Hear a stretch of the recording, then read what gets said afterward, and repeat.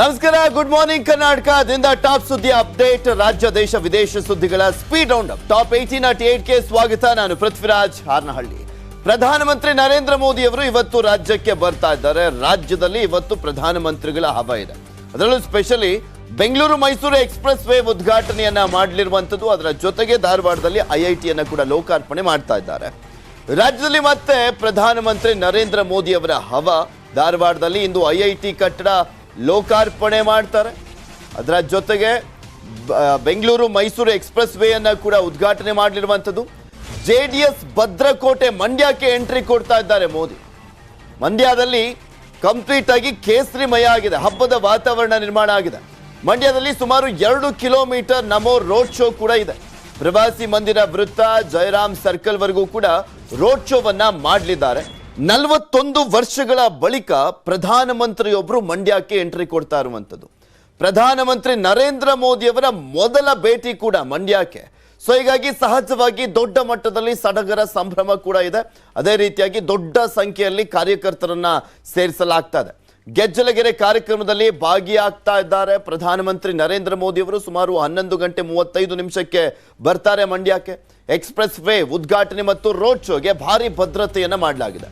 ಹಳೆ ಮೈಸೂರು ಭಾಗದಲ್ಲಿ ಬಿಜೆಪಿ ಉತ್ಸಾಹ. ಈಗಾಗಲೇ ಬಿಜೆಪಿಗೆ ಸಂಸದೆ ಸುಮಲತಾ ಅವರು ಕೂಡ ಬೆಂಬಲವನ್ನ ಕೊಟ್ಟಿರುವಂತದ್ದು ಮತ್ತಷ್ಟು ಶಕ್ತಿಯನ್ನ ತುಂಬಿದಂತಾಗ್ತಾ ಇದೆ.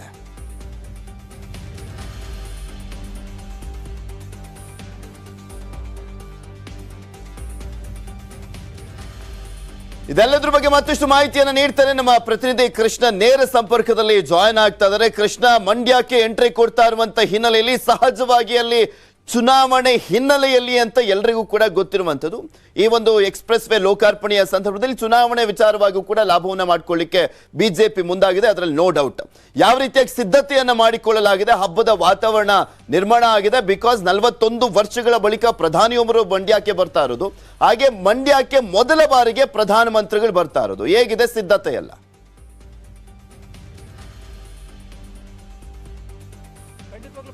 ಯಾಕಂದ್ರೆ ಪ್ರಧಾನಿ ನರೇಂದ್ರ ಮೋದಿ ಅವರು ಮೊಟ್ಟ ಮೊದಲ ಬಾರಿಗೆ ಮಂಡ್ಯಕ್ಕೆ ಬರ್ತಾ ಇರುವಂತದ್ದು. ಅಂದ್ರೆ ಇತ್ತೀಚಿನ ಚುನಾವಣೆಗಳು ಮಾಡಿದಂತ ಸಂದರ್ಭದಲ್ಲಿ ಅಷ್ಟು ಗಮನವನ್ನ ಕೊಟ್ಟಿರಲಿಲ್ಲ. ಆದ್ರೆ ಈಗ ಹಳೆ ಮೈಸೂರು ಭಾಗವನ್ನೇ ಬಿಜೆಪಿ ಟಾರ್ಗೆಟ್ ಅನ್ನ ಮಾಡ್ಕೊಂಡಿದೆ. ಅದಕ್ಕೋಸ್ಕರವಾಗಿ ನಮೋ ಮೆನಿಯ ಮುಖಾಂತರವಾಗಿ ಒಂದು ರೀತಿ ದೊಡ್ಡ ಮಟ್ಟದಲ್ಲಿ ಗೆಲ್ಲುವಂತ ನಿಟ್ಟಿನಲ್ಲಿ ಈಗಾಗಲೇ ತಂತ್ರಗಾರಿಕೆ ಮುಂದಾಗಿರುವಂತದ್ದು. ಅದಕ್ಕೋಸ್ಕರವಾಗಿಯೇ ಈಗ ಕೇಂದ್ರ ಗೃಹ ಸಚಿವ ಅಮಿತ್ ಶಾ ಅವರು ರಣಕಾಳೆ ಬಂದು ಮುಳುಗಿಸಿದ ಬಳಿಕವಾಗಿ ಈಗ ಪ್ರಧಾನಿಗಳು ಬರ್ತಾ ಇರುವಂತದ್ದು. ಈಗಾಗಲೇ ಪ್ರಧಾನಿಗಳ ಮಂಡ್ಯ ಆಗಮನಕ್ಕೆ ಈಗಾಗಲೇ ಸಕಲ ಸಿದ್ಧತೆಯನ್ನ ಮಾಡ್ಕೊಂಡಿರುವಂತದ್ದು. ಈಗಾಗಲೇ ನಾವು ಕಾಣಬಹುದಾಗಿದೆ ಪೃಥ್ವಿರಾಜ್. ಏನು ಮಂಡ್ಯದ ಮದ್ದೂರು ಬಳಿ ಇರತಕ್ಕಂತಹ ಗೆಜ್ಜಲಗೆರೆ ಗ್ರಾಮ ಏನಿದೆ, ಗೆಜ್ಜಲ ಗ್ರಾಮದ ವಿಶಾಲವಾದಂತಹ ಒಂದು ಪ್ರದೇಶದಲ್ಲಿ ಬೃಹತ್ ವೇದಿಕೆಯನ್ನು ನಿರ್ಮಾಣವನ್ನು ಮಾಡಲಾಗಿರುವಂತದ್ದು. ಈಗಾಗಲೇ ಮೋದಿ ಬಂದಂತ ವೇದಿಕೆ ಕಾರ್ಯಕ್ರಮ ಈಗಾಗಲೇ ಶೃಂಗಾರವಾಗಿ ಈಗಾಗಲೇ ರೆಡಿ ಮಾಡಿರುವಂತದ್ದು. ಅದ್ರ ಜೊತೆಗೆ ಈಗಾಗಲೇ ಲಕ್ಷಾಂತರ ಸಂಖ್ಯೆಯಲ್ಲಿ ಜನರನ್ನ ಸೇರಿಸುವಂತ ನಿಟ್ಟಿನಲ್ಲೂ ಕೂಡ ಈಗಾಗಲೇ ಸಿದ್ಧತೆಯನ್ನು ಮಾಡ್ಕೊಂಡಿರುವಂತದ್ದು. ಅಂದ್ರೆ ಈ ಒಂದು ಕಾರ್ಯಕ್ರಮದ ಮುಖಾಂತರವಾಗಿ ಒಂದು ಶಕ್ತಿ ಪ್ರದರ್ಶನ ಮಾಡಬೇಕು. ಆ ಮುಖಾಂತರವಾಗಿ ಒಂದು ರೀತಿ ರಾಜಕೀಯ ಸಂದೇಶವನ್ನ ಕಳಿಸಬೇಕಾಗತ್ತೆ.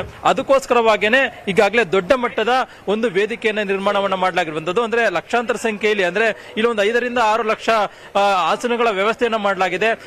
ಸುತ್ತಮುತ್ತಲ ಬೆಂಗಳೂರು ಗ್ರಾಮಾಂತರ, ರಾಮನಗರ, ಹಾಸನ, ಹೀಗೆ ಮೈಸೂರು ಸೇರಿದಂತೆ ವಿವಿಧ ಭಾಗದಿಂದ ಅತಿ ಹೆಚ್ಚು ಜನರನ್ನ ಕರೆತರುವಂತೆ ನಿಟ್ಟಿನಲ್ಲಿ ಕೂಡ ಕಾರ್ಯಕ್ರಮಕ್ಕೆ ಜನರನ್ನ ಕರೆತರೋಕೆ ಪ್ಲಾನ್ ಅನ್ನ ಮಾಡ್ಕೊಂಡಿರುವಂತದ್ದು. ಅದ್ರ ಜೊತೆಗೆ ಮುಖ್ಯವಾಗಿ ಪೃಥ್ವಿರಾಜ್ ಈಗಾಗಲೇ ಮಂಡ್ಯದ ನಗರದಲ್ಲಿ ಒಂದು ರೀತಿ ಸಂಪೂರ್ಣವಾಗಿ ಬಿಜೆಪಿ ಕೇಸರಿಮಯ ಆಗಿದೆ ಅಂತ ಹೇಳ್ಬೋದು. ಯಾಕಂದ್ರೆ ಎಲ್ಲಾ ಕಡೆನೂ ಕೂಡ ಬೃಹತ್ ಫ್ಲೆಕ್ಸ್ ಗಳನ್ನಾಗಿರ್ಬೋದು, ಮತ್ತೆ ಕೇಸರಿ ಶಾಲೆಗಳನ್ನ ದೊಡ್ಡ ಮಟ್ಟದಲ್ಲಿ ಕಟ್ಟೋದ್ರ ಮುಖಾಂತರವಾಗಿ ಒಂದು ರೀತಿ ಬಿಜೆಪಿ ಹಬ್ಬದ ವಾತಾವರಣ ರೀತಿಯಾಗಿ ಒಂದು ಕಾಣಿಸ್ತಾ ಇರುವಂತದ್ದು. ಯಾಕಂದ್ರೆ ಪ್ರಧಾನಿಗಳು ಮೊಟ್ಟ ಮೊದಲ ಬಾರಿಗೆ ಮಂಡ್ಯಕ್ಕೆ ಬರ್ತಾ ಇದ್ದಾರೆ. ಅದಕ್ಕೋಸ್ಕರವಾಗಿನೇ ಒಂದು ರೀತಿ ಒಂದು ವೇವ್ ಅನ್ನ, ಅಂದ್ರೆ ಮೋದಿ ವೇವ್ ಮತ್ತೆ ಬಿಜೆಪಿ ಪರವಾದಂತಹ ಒಂದು ಅಲೆಯನ್ನ ನಿರ್ಮಾಣವನ್ನ ಮಾಡಬೇಕು. ಅದಕ್ಕೋಸ್ಕರವಾಗಿ ಅವ್ರನ್ನ ದೊಡ್ಡ ಮಟ್ಟದಲ್ಲಿ ಸ್ವಾಗತವನ್ನ ಮಾಡಬೇಕು. ಅದ್ರ ಜೊತೆಗೆ ಮುಖ್ಯವಾಗಿ ದಶಪಥ ರಸ್ತೆ ಉದ್ಘಾಟನೆ ನೆಪದಲ್ಲಿ ಈಗಾಗಲೇ ಅಭಿವೃದ್ಧಿ ಹೆಸರಿನಲ್ಲಿ ಮತದಾರನ ಸೆಳೆಯುವಂತ ನಿಟ್ಟಿನಲ್ಲಿ ಕೂಡ ಮೋದಿ ಮುಂದಾಗಿರುವಂತದ್ದು. ಹೀಗಾಗಿ ರೋಡ್ ಶೋ ಮುಖಾಂತರವಾಗಿ, ಅಂದ್ರೆ ಈಗಾಗಲೇ ಹುಬ್ಳಿ ಧಾರವಾಡದಲ್ಲಿ ಏನು ಬೃಹತ್ ಮಟ್ಟದಲ್ಲಿ ರೋಡ್ ಶೋನ ಮಾಡಿದ್ರು, ಅದೇ ಮಾದರಿಯಲ್ಲಿ ಈಗಾಗಲೇ ಮುಖ್ಯವಾಗಿ ಏನು ಮಂಡ್ಯದ ಪ್ರಮುಖ ರಸ್ತೆಗಳಲ್ಲಿ ರೋಡ್ ಶೋ ಮಾಡೋದ್ರ ಮುಖಾಂತರವಾಗಿ ಮತಬೇಟೆಗೆ ಮುಂದಾಗಿರುವಂತದ್ದು. ಈ ಮುಖಾಂತರವಾಗಿ ಸುತ್ತಮುತ್ತಲ ಹಳೆ ಮೈಸೂರು ಭಾಗದಲ್ಲಿ ಅತಿ ಹೆಚ್ಚು ಸ್ಥಾನವನ್ನ ಗೆಲ್ಲುವಂತ ನಿಟ್ಟಿನಲ್ಲಿ, ಅಂದ್ರೆ ರಾಮನಗರ ಮತ್ತೆ ಬೆಂಗಳೂರು ಗ್ರಾಮಾಂತರ ಸೇರಿದಂತೆ ಪ್ರಮುಖ ಮಂಡ್ಯ ಭಾಗದಲ್ಲಿ ಬಿಜೆಪಿ ಇನ್ನೂ ಖಾತೆಯನ್ನೇ ತೆರೆದಿಲ್ಲ. ಹೀಗಾಗಿ ಮೋದಿ ಮುಖಾಂತರವಾಗಿ ಒಂದು ರೀತಿ ಇಲ್ಲಿ ಗೆಲ್ಲಬೇಕು. ಅದಕ್ಕೋಸ್ಕರವಾಗಿಯೇ ದೊಡ್ಡ ಮಟ್ಟದ ಕಾರ್ಯಕ್ರಮವನ್ನು ರೂಪಿಸಿರುವಂತದ್ದು. ಆ ಮುಖಾಂತರವಾಗಿ ಈಗಾಗಲೇ ಸಂಸದ ಸುಮಲತಾ ಅಂಬರೀಶ್ ಅವರು ಕೂಡ ಬಿಜೆಪಿಗೆ ಬೆಂಬಲವನ್ನ ಘೋಷಿಸಿದ್ದಾರೆ. ಅದೆಲ್ಲ ಒಂದ್ ಕಡೆಗೆ ಬಿಜೆಪಿ ದೊಡ್ಡ ಮಟ್ಟದ ಬೂಟ್ ಸಿಕ್ಕ ಅಂತಾಗಿದೆ.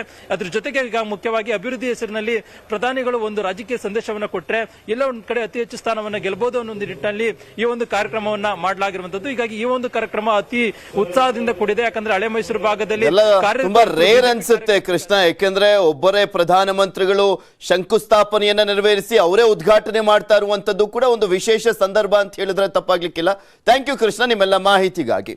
ಇದು ಮಂಡ್ಯ ವಿಚಾರ. ಆದ್ರೆ ಮುಂದಿನ ಸುದ್ದಿ ಧಾರವಾಡದಲ್ಲಿ IIT ಉದ್ಘಾಟನೆ ಆಗ್ತದೆ, ಅದು ಕೂಡ ಲೋಕಾರ್ಪಣೆ